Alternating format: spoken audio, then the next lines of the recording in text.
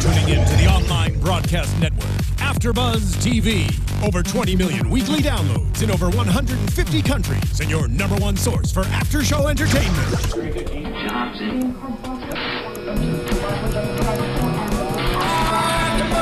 AfterBuzz TV, the destination for TV superfans, producing aftershows for over 300 of your favorite TV shows, interviewing celebrities and showrunners, and bringing you behind-the-scenes exclusives. All thanks to E! Entertainment's Maria Menounos, producer Kevin Undergaro, and internet leader Akamai. Now, let the buzz begin!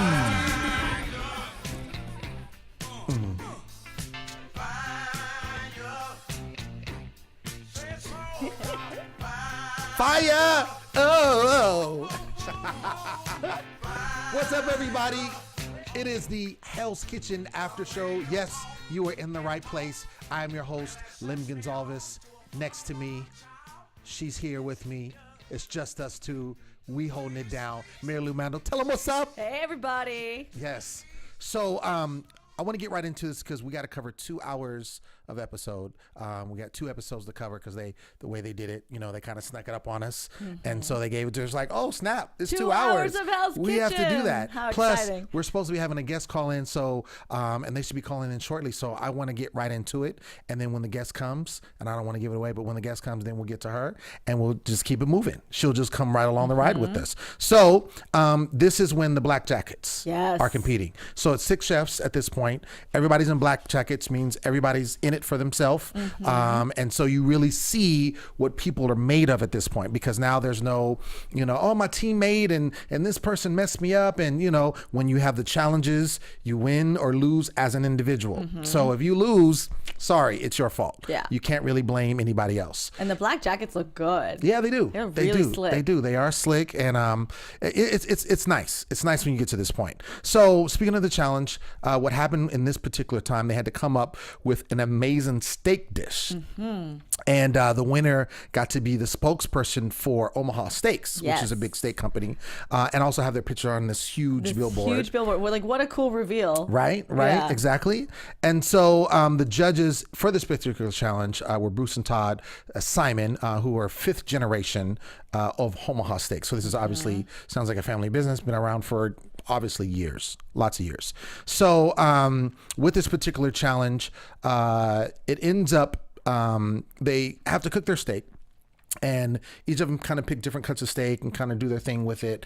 And Rose, Santos, and Sade end up being in the top 3. Right, because they initially choose all 6 of them, make their dishes. They all look really beautiful, but only the 3 that are most visually appealing are the ones that get tasted. Correct. I would be so angry if I had one of the, maybe the other ones were delicious. Maybe Santos's was the most delicious, but it just didn't look as good. Yeah, and I think that's the beauty of this particular challenge is because this had to do with someone being on a billboard and the presentation of things. Presentation played a good key. If your presentation was not good, you weren't even checked for. Yeah. And someone like Latasha, who's, usually does a really good job in her cook and, is great at that, hers didn't look good. Yeah. And it didn't look the best out of there, or it wasn't in the top 3 basically, because it sounded like the ones that they picked were the ones that had grill marks, and those were most appealing. Yeah. And of course these are steak people, and grill as a marks steak look person, good. you want to see grill marks. That's what it's been cooked properly, cooked on the barbecue, cooked on a grill, which is arguably the best way to cook a steak. Yeah. So and when they were all on those the wooden slabs, and I really my favorite was the way Rose looked. Yeah. She had the 2 different types of steak. They were prepared to. I just thought it was beautiful. Right. Did she have the swish down? The swish. Or whatever that was. Maybe that was. I don't know. I like a swish. It was bomb. Nike symbols on the plate. So as I was saying, Rose, Santos, and Sade are the ones that are top 3 chosen. And it was interesting because in preparation, Sade put cinnamon on her steak. So and when the judges were eating it, they kind of made comments about it because it was a different. They didn't say it wasn't good. They just said it was kind of a different take on things, and they weren't used to it. Again, these are steak guys, so and that's kind of her thing, is to try a weird ingredient. Right? Like she used passion fruit as a saute before, which worked in her favor that time. Yeah, this one didn't necessarily work against her. They were just like, I don't know. I mean, well, if you think about it, very well could have, because if you're thinking you're putting in the taste and something is not what you're expecting, and it seems like also someone who is a steak person, like my dad is a steak person, steak potatoes all day, every day. Yeah. They kind of like it a certain way. So when you mess with that and you put something that typically doesn't belong, I should say, you're kind of like, I don't know. I like it the way I want it. Yeah. So, I don't know if it hurt her, but she did not win. Ro ended up taking the win. And as a result, she got to do a photo shoot, which is cool. Got this little makeup, jumping off. And they had her doing her hair and makeup right there in front of everyone as they're prepping. Purposely, of course. So funny. Of course. Come on. The shade. That's how it has to go. So she also got a $1,000 shopping spree at a store that is just fit for chefs. It's called Surface. Yes, exactly. And it was like chef's dream. I would love to go there. Yeah? Yeah. Even though you're not a chef? Oh, I'm a home chef. I cook my own things. I enjoy cooking. I'm not necessarily selling them at a restaurant. But it's a fun hobby. Gotcha. Okay. You do have that amazing blender. Obviously. Thing. Vitamix. You don't get a Vitamix if you don't care about cooking. Well, obviously, because I don't have a Vitamix. Just care about eating. Right. You don't care how it's made. Dude, I'm telling you, when it comes down to cooking, my thing about cooking is it takes me if it takes me an hour to make something, I'm going to eat it in 5 minutes. So I feel like the trade-off is just not fair because I slave over all the, usually when I cook, particularly, I try to cook for a couple of days. So that way it's worth it, because if I had to cook every day, an hour every day, and then I'm eating it in 5 minutes, I'd be mad. Yeah. I'd be upset. Well, I'm all about my cooking gadgets. Yeah. I got my Vitamix, I've got my cast iron wok, I've got my Cuisinart food prep. I love cooking gadgets. Okay. They're great. Cooking gadgets? Yes. Okay. Cooking. Oh, okay. I thought you said cooking. I don't cook my gadgets. I'm just saying. I have gadgets for cooking. Oh, got it. Well, you know what person is good at cooking, and let's not even say good, let's just say great, is our guest tonight. She is on the line, Miss Tasha McCutchen. Latasha, are you with us? I am with you. Latasha! Oh my gosh, Latasha! What's happening? Man, how are you guys doing? How are you doing? I'm doing pretty good. I'm actually just getting off from work and driving home as we speak. Okay, word. Okay, multitasking. Be safe. Yeah, exactly. We're hands-free. We're good. We don't want any pullovers from the cops, right? We're good? Yeah, no, we're good. Okay, awesome. Excellent. Well, first I want to say congratulations on still being in the top. At this time, we're at the top 4, so congratulations with that. I will say, not trying to put extras on it, but we here host have been pulling for you, and you are a choice to win, to take everything. So just so you know. I'm doing my best, man. I mean, some pretty fierce competitors I have, but I'm a tough little cookie myself, so I'm not going down without a fight. Right. Yes. I heard that. I love seeing you on there. And one of the reasons why you're one of my favorites is that you are so cool-headed in these rough situations. You seem like you handle the bad situations easier than other people. We won't name any names, but you seem to keep a cool head. Is there anything that you can attribute that to? Your cool-headed nature? Basically, I grew up in pretty high-stress environment kitchens. My first chef, he was pretty high-tempered, and actually my first mentor, David Gurin, back in Myrtle Beach, South Carolina, my first line, I used to get a little frantic when we get overwhelmed with tickets, and he taught me in a very early stage in my career that you just can't panic, but you just got to trust in your cooking and cook your way out of any situation you get yourself into. So even when I make mistakes on the show, I'm just ready to refire, do whatever I got to do to correct it. But the last thing I can do is panic, because if I panic, I can't focus, and then everything just goes bad from there. Absolutely. And first of all, we didn't even properly introduce ourselves. This is Lemon Marielou, by the way. We do this Hell's Kitchen show every single week. So again, we're so excited to have you. I wanted to go kind of in this particular, there was kind of a double episode that we watched that came on. And in the first part of the episode, during the dinner service, this was kind of the first time that I kind of saw you kind of have some food come back. And I was a little concerned because, normally you're stellar with everything you do. You also have been good about helping other people. And so it started off with, it looked like some lobster that came back that wasn't quite cooked. And then after that, there was some scallops that weren't cooked right. Can you explain like what was going on at that point? At that point, it just, I went back in my head to the initial signature dish where I did poorly. And at that moment, after signature dish, I made up my mind that I couldn't play it safe and that I refused to be in the bottom again. So, yeah, at the beginning of that first hour service, don't know if it was the black jacket jitters or what, but, I was second-guessing myself and not, staying true to what I knew. So after the first couple of mistakes, I just kind of had to give myself a good slap and, fight back. Kind of get it going. I seem to bounce back really well. I've tried to correct the mistakes as quickly as possible and keep it moving, trying to just keep myself off the chopping block. Right. I understand. Now, kind of going back a little bit throughout, this particular season, obviously, and I've been watching the show. I've been a fan of the show for 13 seasons now. This is the 13th season. And it seems like there's a lot of times that I've seen people kind of get to this point, they do well, and then they start to break. Like it just gets too much for them. I know you said about kind of having your training in the past. Was there ever a time where you felt like, that you kind of could give up, or you felt like there was a breaking point or anything like that? Obviously that may have happened off camera, because again, it seemed like you were just really too cool for school, and it seemed like you were never really on the chopping block. No one was ever trying to, put you up. Was there ever a time that you did experience that? No, not really. I mean, as the weeks went by, night after night, obviously fatigue starts to wear in, a little mental fatigue, just living in an environment of the unknown and not knowing what to expect from day to day. But every night that I survived, I just kept telling myself, I've come this far, I'm not stopping now. And no, there's really never a point where I'm ready to give up.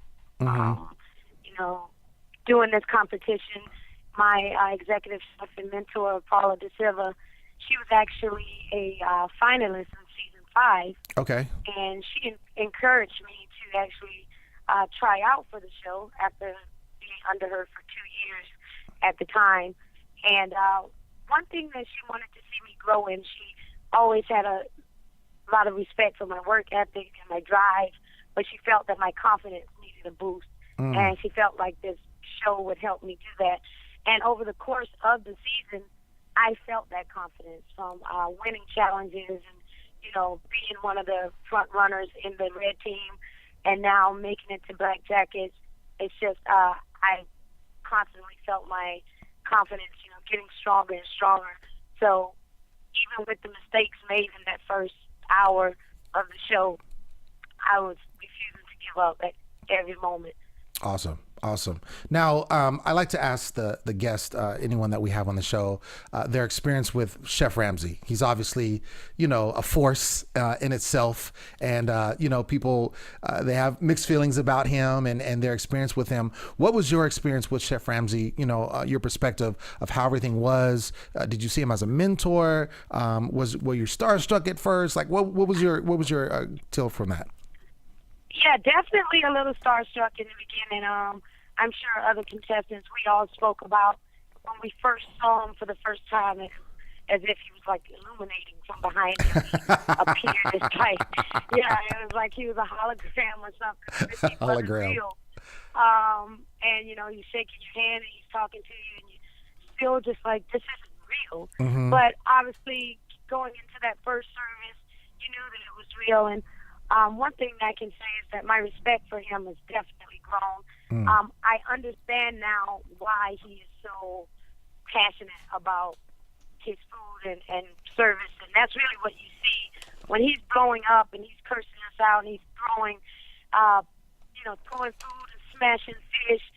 It's because it's his reputation on the line. Everything that we do in that kitchen represents him. Right. And so I can respect the fact that no matter how strong or weak of a chef that you may be, he is not allowing anything less than perfection to leave his kitchen. So he pushes you to strive for perfection. And that at the end of the day, it's like an asset for all of us. Mm-hmm. Absolutely. And that's a lot of times what I feel like as a viewer, I get is that he is passionate about what he does, and he doesn't want to accept anything less than perfect. So, and I feel like he wants that with the people that are going to be, and this is obviously the winner of this person or this competition gets to work under him. And so he doesn't want anyone that basically is not going to respect what he is or what he's about in the kitchen. Would you agree with that?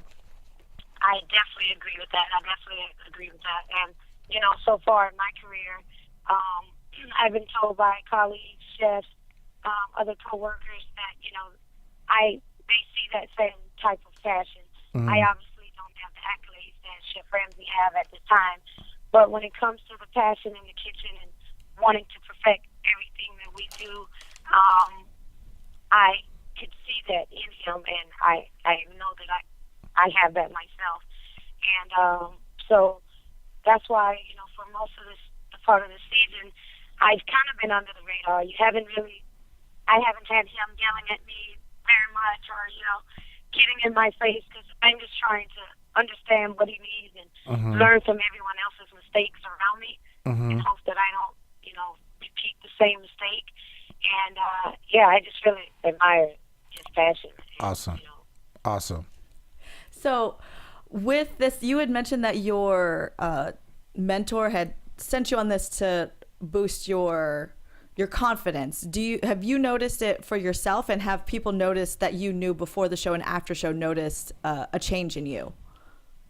Yes, definitely. When I returned home, just going back into my regular kitchen, my kitchen staff, everyone saw that there was just a different little, I didn't second guess myself. It wasn't me asking, well, maybe, or should I, or can I? I was just doing it.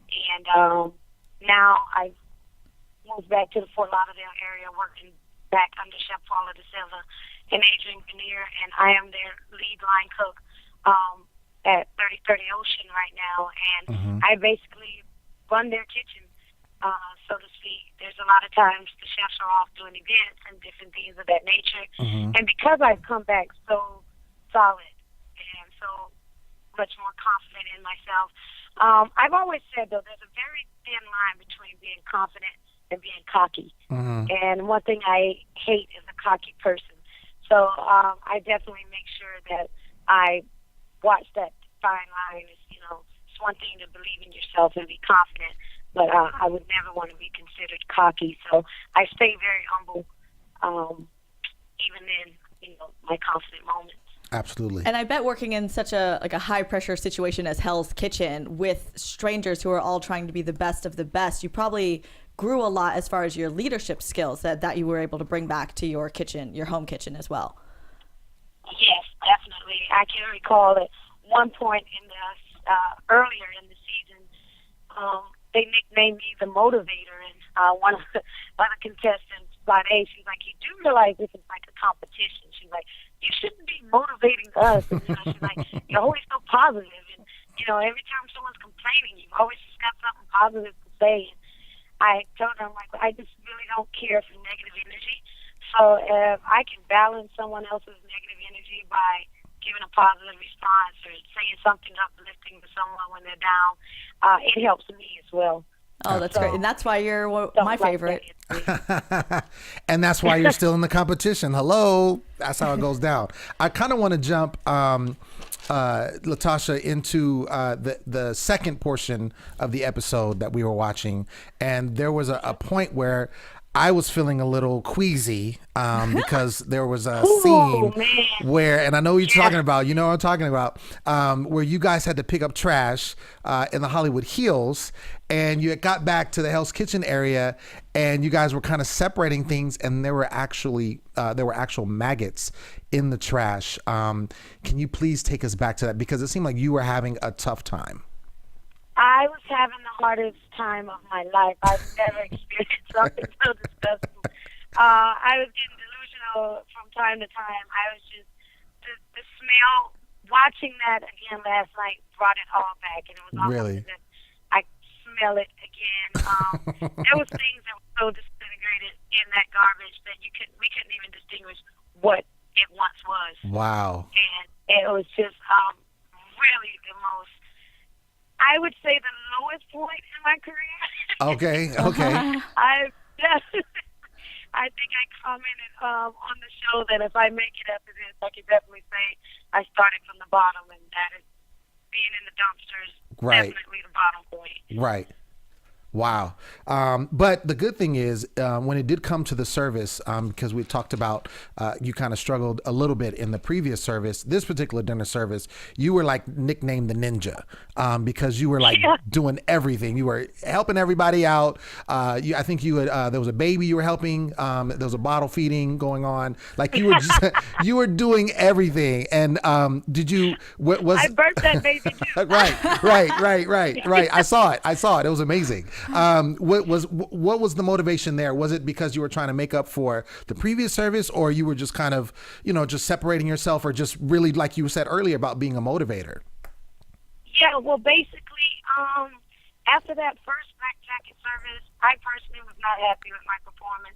I was very thankful that I didn't get voted up on the block, and I just realized, we're at a critical point in this competition right now, and I cannot allow myself to now start to fall. So I was just very determined. I like to consider it the eye of the tiger. It was in full mode. The eye of the tiger was stronger than ever that service, and I just really needed to redeem myself from the previous service. Right. And, make sure my competitors knew that, I am a force to be reckoned with in the kitchen. Awesome. Well, Latasha, I really want to thank you for joining us. I want you to tell us where. Oh, absolutely. Where can the fans, your newfound fans for Hell's Kitchen, where can they find you? And also, I know you mentioned you're in the Fort Lauderdale area. What restaurant do you work at that they can, come and support you? Okay, sure. Here in Fort Lauderdale, I'm at Harbor Beach Marriott. 3030 Ocean is the name of the restaurant. Okay. And on social media, I can be reached on my Facebook page is Tasha McCutchen. It's the actual fan page. And then there's also a Chef Tasha Mac page as well, which is more my private page. But there's a lot of action from the show happening on that page. Okay. On Twitter, I can be reached at La McCutchen. That's LAMCCUTCHEN. And on Instagram is Chef Tasha Mac 13. Awesome. For season 13, yeah. Okay. So, yeah, that's pretty much me in a nutshell. And I'm definitely ready for next week, Final Four. Yeah, it's going down. I'm excited. It's going down. Yeah, nowhere to hide anymore. It's nowhere not. To hide. There's nowhere to hide. But no, we like I said before, hide. we are definitely all pulling for you. You are definitely our front runner to take the whole thing. So we're excited to see if that actually happened going into next week. So thanks again, Latasha, for being with us. And if we need you to come back, will you come back and be with us? Of course. If you need me to come back, just holler. I will. Right. We'll do that. Just holler. I'll be here. All right. Thanks, Latasha. Thank you, Latasha. You have a good night. All right. Thank you. All right. You too. All right. So. Oh my gosh, I adore her. She's dope. She's just like what she is on the show. That's so sweet. Like we could feel the rays of Yes. positivity through the phone call. I was feeling the spirit. Yeah. I really did. No, and it's funny how she, was deemed the motivator, because she exactly is that. It's like even when they would deliberate, and she was kind of giving, who she was picking, but it was like she would explain it. She would kind of lay it out, and it didn't seem malicious at all. It was just like, you didn't do well that particular time. I'm sorry, but I'm gonna have to kind of put you up there. But hopefully you'll do better. Logic. Yeah, Always exactly. Never based in emotion. Where sometimes I feel like other choices are based in emotion. Absolutely. Because they are. It is a competition. Maybe you want to just get rid of that person because they rub you the wrong way. You don't like them, and so you want them out the house. Absolutely. So no, she's probably the most level-headed competitor I've seen in like all the seasons. Oh yeah. Oh, absolutely. I mean, she really doesn't really. I mean, even when she kind of messed up, that one service, she still bounced back. And it was even noted that she bounced back. So it wasn't like anything that was going to take her out, and like some of the other competitors it has where they mess up and then they're like, oh, I give up, Yeah. and then they just shut down. So, but I'm glad to hear it. And I'm excited to see if she ends up taking the whole thing. Getting back into it, I want to talk real briefly about that glamping, which I thought was hilarious. Glamping. Yeah. And so they, had to make a family style dish for each table. Latasha, speaking of that, didn't really get to talk to her about it, but she was getting a little frustrated because people were talking and she was kind of like, I'm cooking, leave me alone. She didn't say that, but it sounded like she was thinking that. And people didn't understand her crawfish. Right, exactly. Yeah, that was another thing. Brian ends up taking that and he picked Sade to go with them and they kind of did their thing. And then we had already talked to her about how the trash went in that particular service. With the service, how this went, basically, there was not a lot of mistakes. I think at this point, there's what you have as just nitpick stuff. All these people are good. At this point, it is the top. We're in the top five. 5 chefs are left. I want to mention that in the last elimination ceremony, it was up. Ro and Santos was up, and Santos ended up getting eliminated. Yes. Which at that point, Ro had been up 5 times, and so she still braved through it. So miraculously, and I think some were pointing out that she had like some mojo or something that she was putting out, which I thought was hilarious. Oh, I was quite amused with Bryant afterwards, who was like, last man standing. Well, right. You are the last male standing. Right, exactly. But he was fun. He seemed real pumped about it. Yeah, he was good to go. Yeah. So jumping into the service from the second episode that we watched, Brian was having some difficulties. He didn't season his dish properly. Jennifer forgot the garnish for the halibut, and Chef Ramsay wasn't really upset at the fact that she forgot, but the fact she didn't say anything, which was interesting. Because at that point, it's like if you say something, then it could be fixed. But to just let it go and then like I didn't forget, and then think it's going to get away with, you're going to get away with it. It's not going to happen. Yeah, and that's what any team scenario. If you don't communicate, the ship's going down. Right. Absolutely. The ship's going down. You just have to communicate. Otherwise, like if you say, all right, you forgot the garnish. Okay, that's frustrating, but we can fix it now. Versus, oh, it's too late now, and we're like everything's behind. Right. Exactly. Yeah. Which made me really excited in the first half during service when they were against the other sous chefs. Yes. Was it Andy and James? Yes, and Gordon? yes. I do want to make they real were so quickly. Amazing. That was dope. I oh man, I got so caught up with talking with Tasha. Real quick, that was great because number one, that had never been done before. So I thought it was interesting, and I thought initially when he said he was going to bring in these chefs, I thought it was going to be some of the chefs that have been eliminated, or what he has done in the past is he's brought in chefs that have won previously. So chefs that have won or done really well, like top 2 or something, brought them in against, the people at that point. Right. Because it'd be amazing because like Tasha said, her mentor was a previous competitor. Right, like if they brought people that they were connected with from previous. Oh. Yeah, that would be dope. Or all of their mentor chefs, whether they were on the show whoever or not. it was. Yeah, that would be great. Or their moms. The home cooks against home cooks.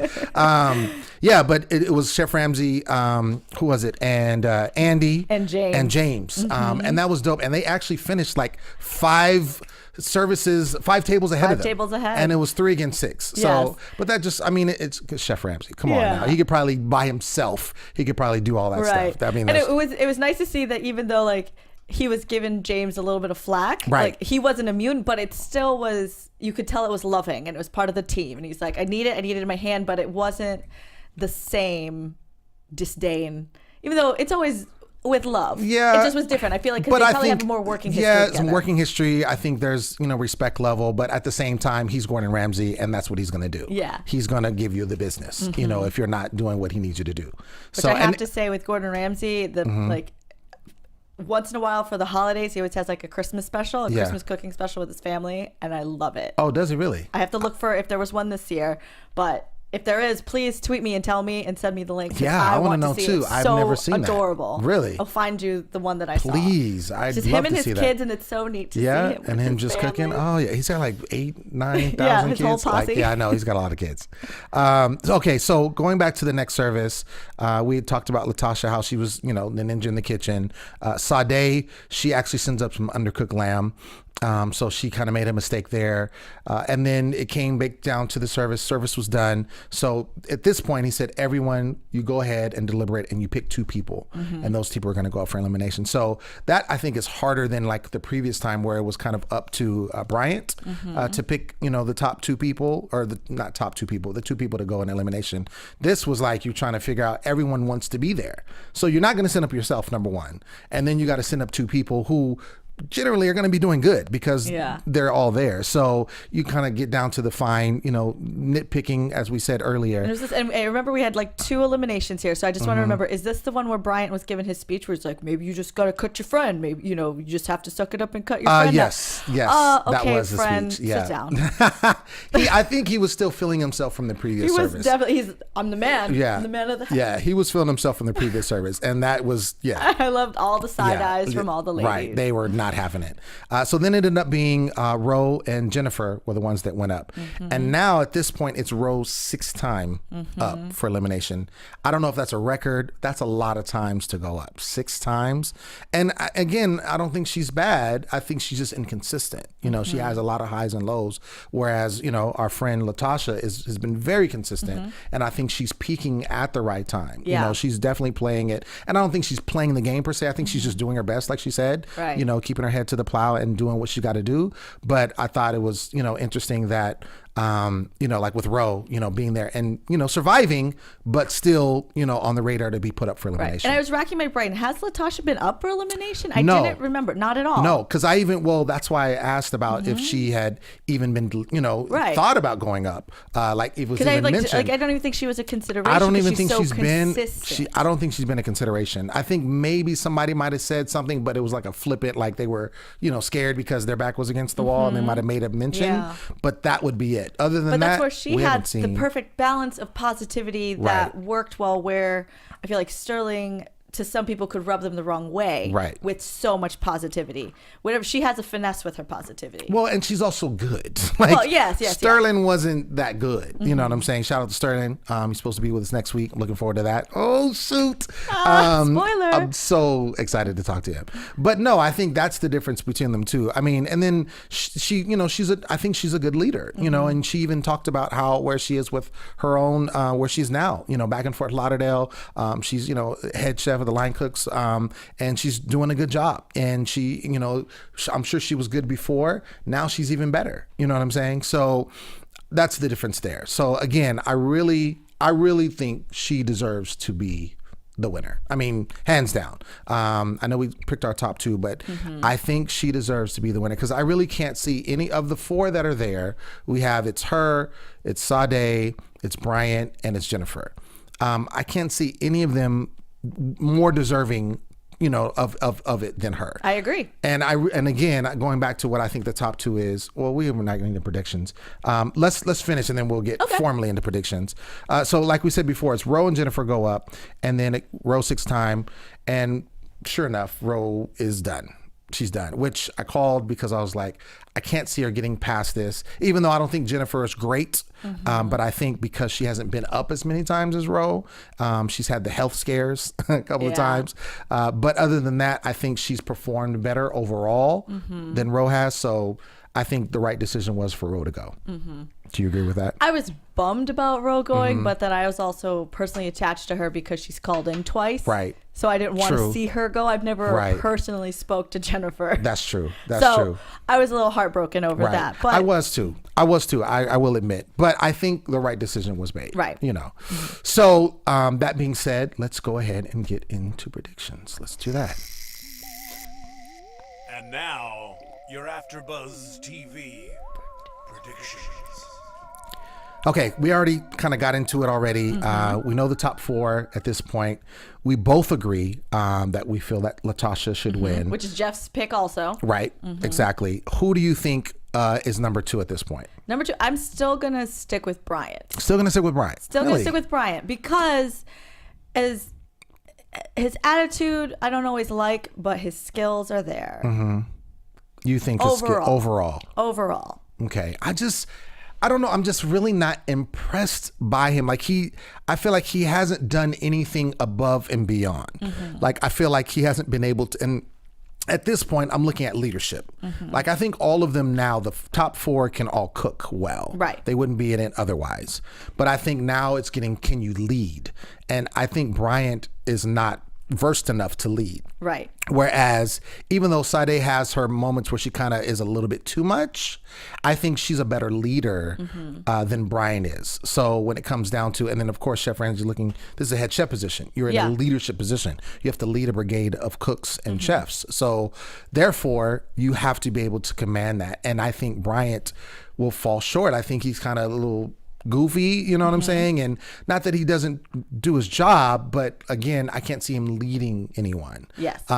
So, I mean, we'll see. Normally when it gets into this particular round, this particular episode, when it's these people here, in top 4, top 3, they'll take turns leading the pass, working the pass. So usually that's when Chef Ramsay can kind of tell who is a good leader. Right. You know, he gives each of them an equal responsibility of leading, taking charge.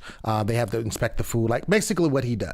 But they take turns doing that. So, and that usually separates, and then he knows who is going to put into the top 2 from that point. So, in that position, then I still will stick with Bryant as a leader in that, because I feel like his quality control would be more consistent, where I kind of go with a why not Sade or Jennifer versus really more why Bryant as my second choice.